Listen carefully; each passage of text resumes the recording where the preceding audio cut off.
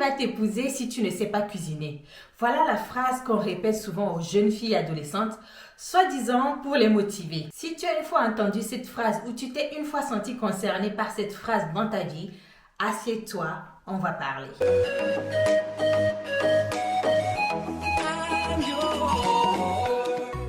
Hello guys, Yaorana et Saphir.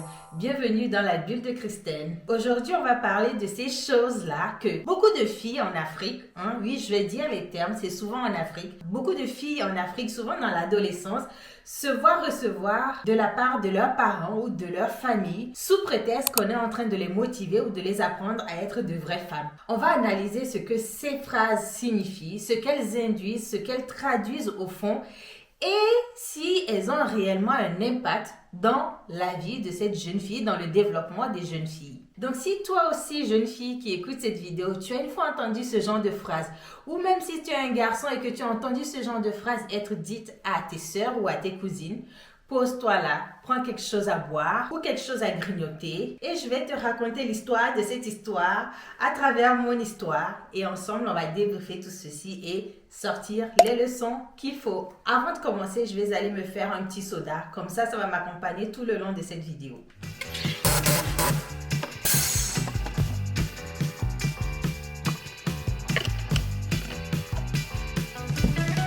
J'ai mon petit coca en main et on va pouvoir commencer. Je ne sais pas pour toi, mais je vais te raconter un peu ce qui se passait chez moi. Pour donner un peu de contexte à tout ceci, je suis la Benjamine d'une famille de 4 enfants. Dans le moment de l'adolescence où durant toute mon adolescence, je vivais presque seule entre mes deux parents. Est-ce que ça vous surprendrait si je vous dis que très régulièrement, j'entendais mes parents, que ce soit ma mère ou mon père, me dire « Ah, mais va à la cuisine, sors de ta chambre, il n'y a pas que les cahiers dans la vie. Va cuisiner, va apprendre à cuisiner. » Et aussi, je ne me réveillais pas tôt. Moi, je suis une fille qui dort beaucoup. Franchement, un de mes plus gros talents, c'est dormir. Est-ce que vous pouvez imaginer seulement le nombre de fois où ma mère m'a réveillée tôt le matin, ou m'a reprimandé simplement en me disant « Mais comment ça se fait qu'une fille dorme jusqu'à 6h, 7h? C'est pas normal. Qui va se réveiller pour balayer? Qui va laver les assiettes? Qui va faire la cuisine? Qui va nettoyer la maison? » Bref, toutes ces injonctions que je n'ai jamais entendues auprès de mes frères. Donc, revenons au sujet. Qui va t'épouser si tu ne sais pas cuisiner? Je ne vous apprends rien quand je vous dis que dans les sociétés africaines, c'est souvent les femmes que l'on retrouve à la cuisine. Donc, j'ai l'impression, moi, que dans ces sociétés-là, on attend particulièrement de la femme que son domaine de talent, que son domaine de prédilection, ce soit la cuisine. Même si elle balaye bien, même si elle fait bien le ménage, même si elle est super forte en lessive, on attend que son domaine de compétence ultime, là où elle est master, ce soit la cuisine. Si dans la cuisine, c'est pas parfait, si elle fait pas le meilleure chose, là, ça ne va pas. Genre, si une femme, tout ce qu'elle sait cuisiner, c'est le colico ou bien c'est le gari d'ossi. Chez nous, le gari d'ossi, c'est le gari que tu mets dans l'eau, le gari gonflé, comme certains disent. Si elle sait cuisiner, ça, c'est pas suffisant. Il faut qu'elle sache faire les mets, genre les repas qu'on appelle vraiment les repas là. C'est ça que si une femme ne sait pas faire ça, c'est qu'elle ne sait pas cuisiner. Je ne dis pas que c'est le cas de tout le monde, je ne dis pas que c'est peut-être ton cas, mais je reconnais que personnellement, moi j'ai grandi dans une famille où on avait souvent les aides ménagères. C'est elles qui s'occupaient la plupart du temps de la cuisine lorsque maman ne s'en occupait pas. Donc, en effet, moi je ne me suis pas souvent sentie concernée par le devoir de préparer le manger pour la famille. Même si j'allais à la cuisine, ce n'était jamais moi qui étais responsable de la cuisine ou de préparer le repas. Je n'avais pas la responsabilité ou de dire que le repas est cuisiné par Christine. Donc oui, je ne cuisinais pas de repas de A à Z. Cependant, j'allais à la cuisine, j'aidais. Quand il fallait apporter une louche, j'apportais une louche. Quand il fallait apporter les couverts à table, quand il fallait dresser la table, je savais dresser la table. Mais oui, je n'avais pas la responsabilité de faire un repas de A à Z. Et de ce que je me rappelle, on ne m'a jamais demandé de faire un repas de A à Z. Si ce n'est quand j'ai été majeure, entre mes 18 ans et mes 21 ans, oui, je le faisais. Donc, m'entendre dire tout le temps qui va t'épouser si tu ne sais pas cuisiner, à force d'entendre ça, bien évidemment qu'inconsciemment, nous les jeunes filles, nous intériorisons cela et nous nous approprions en fait cette phrase en mode « je risque de finir seule puisque sans la compétence de la cuisine, aucun homme ne voudra de moi. » Donc, oui, j'accepte de finir seule. Et sans vous mentir, j'étais un peu dans cette construction-là, moi. Je me disais, ah, moi, mon cas, c'est pas les noirs. Je vais pas finir avec un noir parce que là, je suis pas dans les critères de choix d'un noir. Moi, mon cas, là, il n'y a qu'un blanc qui peut me prendre. Après, c'est péjoratif, je dis ça, c'est péjoratif. C'est des préjugés, c'est des raccourcis. Ça veut rien dire. Mais dans ma tête, j'étais persuadée que mon cas, auprès de la communauté noire, c'était mort. Et que mon seul espoir, peut-être minime espoir, ne résidait que chez les autres. Donc voilà comment je me suis construite sans même faire attention, sans même me dire que le fait de penser des choses comme ça ou de mentaliser des choses comme ça va faire que ça va se produire. En vrai, je ne sais même pas si c'est ça qui a fait qu'aujourd'hui je suis dans un couple mixte avec un caucasien, mais anyway. Bref, voilà où est-ce que j'en étais dans mon adolescence, tellement j'étais matrixée par cette idée que si tu ne sais pas cuisiner, aucun homme ne va t'épouser. Pire encore, moi, je dormais trop. Donc, qu'est-ce que dire encore? Je dormais trop. Donc, si ma chérie, tu es dans ce cas, sache que, bon, je ne sais pas si on te dit, toi, souvent, que qui va t'épouser si tu ne sais pas cuisiner ou si tu dors trop ou si tu ne te réveilles pas trop. Mais attends, ne panique pas encore. Ne panique pas encore parce que tout ça, ce sont des phrases que l'on dit parfois inconsciemment ou avec de bonnes intentions en pensant que c'est comme ça qu'on réveille nos enfants, qu'on réveille nos sœurs.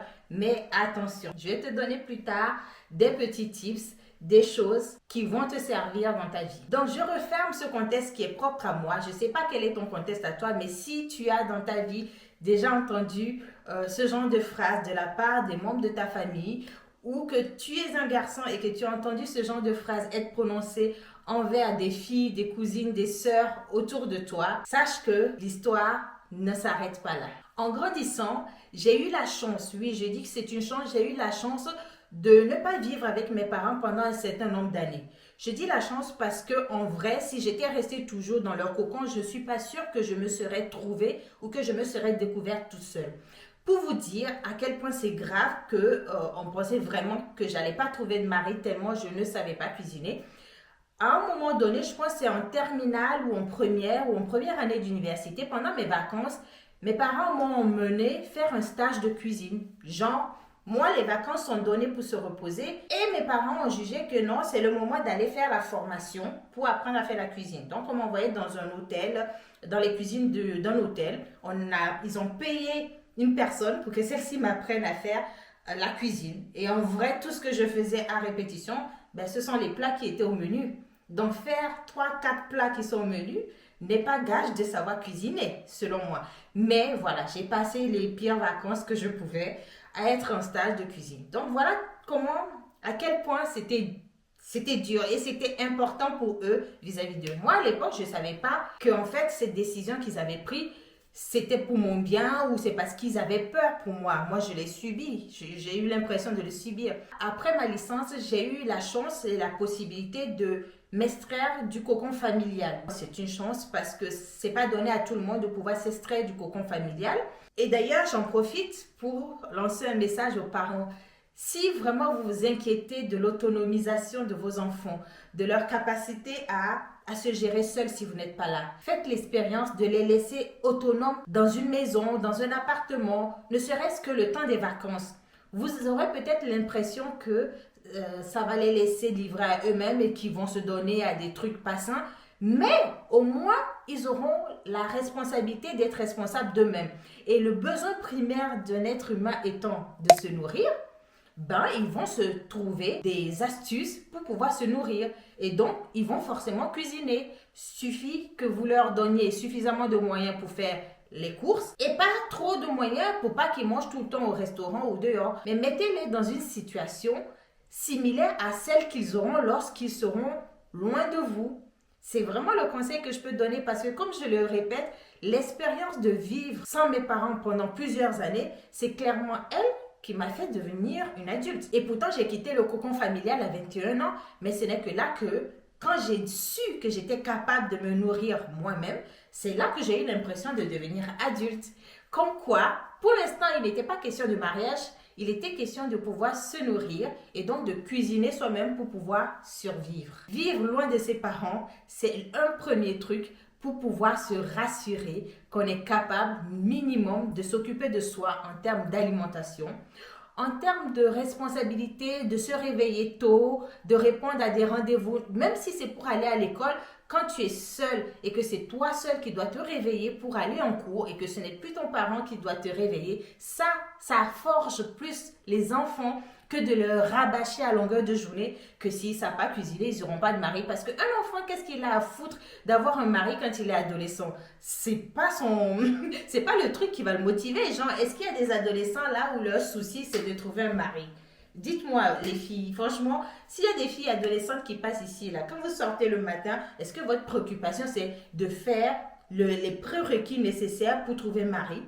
Ah, moi, je sais pas, hein, peut-être que c'est moi qui était pas aware, mais dites-moi si c'est le cas, dites-le moi. Mais je peux vous assurer que la majorité des adolescents, leur objectif, là, dans l'immédiat, ce n'est pas d'avoir le background nécessaire pour pouvoir être épousables.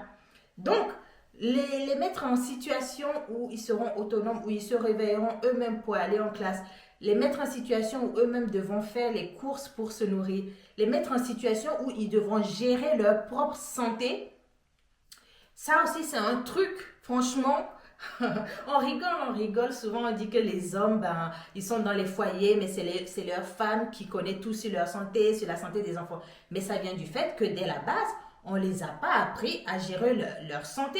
S'ils ont un petit bobo, ils réfèrent à qui de droit et puis c'est qui de droit qui sait quelle est l'ordonnance, quelle est la posologie. Mais le B à bas, c'est de laisser les enfants gérer leur santé. Du moment qu'ils sont à minimum adultes, c'est-à-dire autour de 18 ans, à partir de 18 ans, leur donner tout leur papier de santé et leur dire voilà, t'es grande, donc c'est toi qui gères aujourd'hui tes consultations, tes suivis et tout et tout. Voilà comment on autonomise une jeune femme, les chers parents. S'il vous plaît, mettez vos enfants dans les conditions dans lesquelles ils seront lorsqu'ils seront loin de vous, lorsque vous ne serez plus là pour les babysitter ou pour les dorloter. La meilleure façon de les faire grandir finalement, c'est de les mettre dans les conditions d'une personne grande. Voilà. Et au final, ouais, cette expérience-là de vivre seule m'a permis minimum de savoir, enfin, de cuisiner, on va dire. Parce que je ne sais pas si je sais cuisiner ou pas. Mais au moins, c'est durant cette expérience-là que j'ai switché en termes de mindset sur ce qu'est la cuisine. J'ai l'impression que dans nos sociétés africaines, ok, on doit manger 3 fois. Donc, dès que tu te lèves le matin et que peut-être tu as balayé ta cour, le truc auquel tu penses systématiquement, c'est qu'est-ce qu'on va manger? Ok, je veux bien que la famille doit prendre le petit déjeuner et partir. Je crois que le petit déjeuner, c'est pas systématique dans toutes les familles. Chez nous, voilà, c'était plus ou moins. Mais quand vient l'heure du déjeuner, genre le midi, à peine il est 11h30, on réfléchit direct, il faut allumer le feu. Qu'est-ce qu'on mange? Dès qu'il est 17h, 17h30 et que les parents reviennent du boulot, à peine tu les vois arriver du boulot, tu sais que tu dois réfléchir à allumer le feu. Qu'est-ce qu'on mange aujourd'hui? Genre, j'ai eu l'impression que dans les sociétés africaines, on passe notre journée à réfléchir à qu'est-ce qu'on mange. À peine tu as fini de manger à midi, il est 14h, tu réfléchis à qu'est-ce qu'on mange. Mais j'ai toujours trouvé ça tellement pesant. Et dire que toute cette responsabilité repose sur les épaules des femmes, franchement, elles passent leur journée à se demander qu'est-ce qu'on mange, à faire ce qu'on mange. Et après avoir mangé, à laver les assiettes, puis à se redemander qu'est-ce qu'on mange ensuite. Non mais, c'est grave, hein. C'est tellement pas... C'est injuste, je trouve ça simplement injuste. Mais en grandissant, je me suis trouvé une façon d'arriver à vivre avec ce besoin de se nourrir. Tout simplement, ce que j'ai fait là, je donne une petite astuce. Peut-être que ça parlera à certains, peut-être que ça te parlera, peut-être pas. Mais voilà, moi ayant fait des études scientifiques au collège, j'aimais beaucoup tout ce qui était la physique et la chimie. J'aimais surtout la chimie parce que bon, ça me faisait faire des trucs, des expériences et puis des expériences de pensée aussi. Et au final, quand je me suis mise à faire la cuisine, je me suis dit, mais, ils se foutent de nous en fait, là, toutes les compétences en cuisine qu'ils exigent des femmes. Mais c'est juste qu'ils veulent qu'on fasse de la chimie. Tu prends une solution, un produit, tu mélanges, ben, ça te fait une solution modifiée. C'est juste de la chimie qu'ils nous demandent. Tu mets ça à chauffer, et puis les gens ils mangent, et en fait ils croient que tu as fait des miracles alors que tu as juste fait... Je sais pas moi, la cuisine c'est pas... C'est pas, il n'y a pas à se casser la tête pour ça en fait. Donc pourquoi est-ce que le fait que je sache dissoudre une poudre dans une solution devrait être déterminant pour le fait de me marier ou pas? Où est la compatibilité? Où est passée la vision de l'avenir? Où est passé l'amour dans l'équation de se marier? Et c'est le fait de savoir cuisiner qui fait le truc. On en était là, quoi. Et voilà ce que j'ai pu faire aujourd'hui pour switcher un peu de mindset sur tout ce qui concerne la cuisine.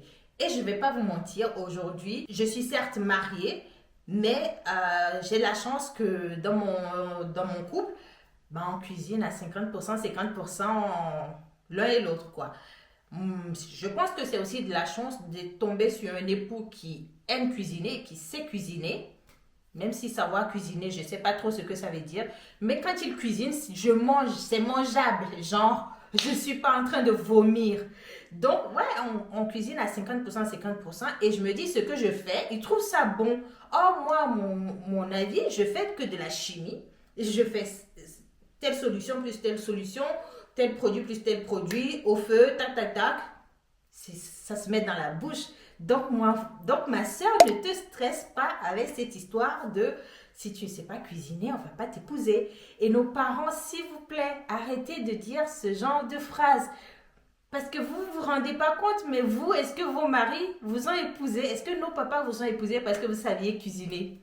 Si c'est le cas, c'est peut-être vous, hein, mais il ne faut pas croire que le destin de vos filles sera forcément lié à leurs compétences culinaires. Donc voilà ce que j'avais envie de partager aujourd'hui avec vous. Ne stressez pas sur le fait de savoir cuisiner. Après, je ne dis pas qu'il ne faut pas non plus savoir cuisiner et donc de dépendre des autres pour vivre, pour se nourrir. Savoir cuisiner, c'est d'abord bien pour soi, pour pouvoir gérer son alimentation parce qu'on n'est que le reflet de tout ce qu'on ingère. Si tu es une fille et que ce n'est pas le besoin du mariage qui t'emmène à vouloir apprendre à faire de la cuisine, parce que des gens, c'est leur passion de cuisiner, ils trouvent leur bonheur dans le fait de transmettre du plaisir à travers la nourriture. Si tu aimes ça, fais-le pour toi, pas dans le but de trouver un mari, parce que il n'y a pas de casting de mariage où on te dit de passer l'épreuve de cuisine. Je suis désolée. En tout cas, pas à ma connaissance. D'autant plus que si tu aspires à un temps soit peu poursuivre tes études, sache que ce ne sera pas tes compétences culinaires qui seront premièrement vues de nom. Ce sera peut-être du bonus ou au pire, voilà, tu apprendras. Comme moi, franchement, je vais vous le dire, hein, apprendre à cuisiner, je l'ai fait sur YouTube, guys. Je l'ai fait sur YouTube et même que là, ma maman est venue, elle m'a vu faire des trucs, fait des cuisines et tout ça. Je suis sûre qu'elle se dit que c'est parce que je suis en Europe que je fais ces cuisines. Mais pas du tout. Mais pas du tout. Genre le pot au coin. Je sais pas comment dire, mais je vais vous mettre des images du pot au coin. Le pot au coin, c'est quelque chose qu'on mange chez nous au Togo, tranquillement et tout ça. Voilà, beaucoup de gens savent faire ça. Mais moi, dans ma famille, on faisait pas ça. C'est pas la nourriture qu'on savait faire, que ma mère savait faire. Et moi, je suis ici, je le fais. Peut-être qu'elle va penser que c'est parce que je suis en Europe que je le fais. Mais non, guys, c'est YouTube. Genre, tout est sur Internet. Si tu veux faire un repas et que tu n'y connais rien et que tu es nul, tu allumes ton téléphone. Tu as un téléphone avec Internet. Tu tapes comment on fait telle chose. Et ensuite, tu lis. Tu lis ou tu regardes la vidéo et tu reproduis. C'est comme à l'école. Donc, il ne faut pas se casser la tête avec cette histoire de cuisiner pour avoir un mari. Se réveiller tôt pour avoir un mari. D'où un mari va venir parce que tu te réveilles à 5 heures du matin, ma chérie. Comment? D'où? Ça me fait rire aujourd'hui quand je pense à ça. Mais à l'époque, quand j'avais 16, 17 ans, ça ne me faisait pas rire. Hein. J'avais tellement la haine quand on me réveillait. Je sentais au fond de moi qu'il y avait quelque chose de pas logique. Mais tu ne peux pas répondre à tes parents. Parce que tu te dis, c'est un peu ce que papa il attend de maman. Donc, ok. Elle fait ça, du coup, elle est une bonne femme. Et moi, de toute façon, moi, je ne pensais pas au mariage à 16, 17 ans. Hein. Je pensais juste à réussir mon bac. Et en vrai, tant que... Je pense que c'est aussi ce qui a aidé à ce que je continue à vivre en dehors de l'obligation de savoir faire ce que les filles doivent faire. C'est que je ramenais de bonnes notes et que Du coup, il me laissait suffisamment de temps pour que je me consacre à mes études plutôt que d'être à la cuisine ou de faire des tâches ménagères. Mais ça ne les empêchait pas qu'ils me rappelaient quand même que je dois faire des tâches ménagères parce que je suis une fille. Anyway, garçon comme fille, on peut faire les tâches ménagères, on peut faire les cuisines. Et on a aussi le droit de ne pas savoir cuisiner. C'est pas grave, ce n'est pas déterminant forcément pour l'avenir, sauf si on veut faire carrière dans la cuisine. So guys, j'ai beaucoup blablaté, j'espère que vous avez réussi à tirer le fond de mon propos. Cette phrase ne doit pas vous enchaîner. Ils le disent, nos parents, ils le disent avec de bonnes intentions, en pensant que c'est ce qui va nous motiver à nous surpasser, à faire des efforts pour être peut-être de meilleures personnes ou des personnes un peu plus, un peu plus valuable sur le marché du travail, sur le marché du mariage. Vous voyez, même dans ma tête, c'est d'abord le travail avant le mariage. Bref, ils le disent pour nous motiver, pour nous faire des électrochocs, pour qu'on se réveille, pour être des personnes mariables. Mais eux-mêmes, voilà, c'est l'occasion de le dire, eux-mêmes, ils n'en sont pas convaincus. Je pense qu'ils le disent parce que eux aussi ont entendu ça et ainsi de suite. Donc, mon saphir, ma saphir, si tu as regardé cette vidéo, sache qu'il n'y a pas d'injonction à savoir cuisiner pour être heureux.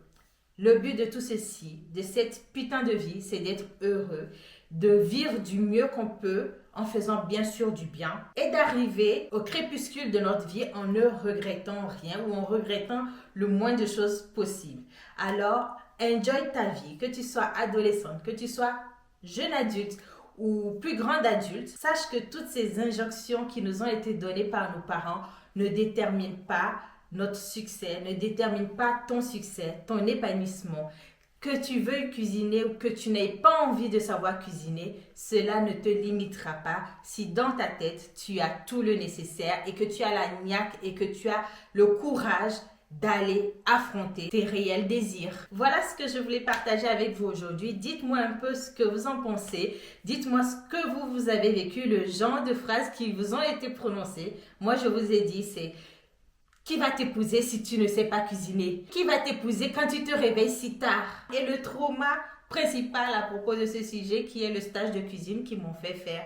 Dites-moi vous, comment est-ce que vous avez vécu votre adolescence entre vos parents, surtout dans la communauté africaine? Quelles sont ces phrases ou ces habitudes ou ces choses qu'on attendait de vous en tant que jeune fille ou même en tant que jeune garçon, soi-disant, pour vous préparer à votre avenir et qui au final ne sont pas si déterminantes que ça.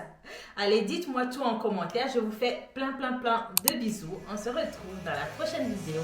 D'ici là, portez-vous bien. Bye bye.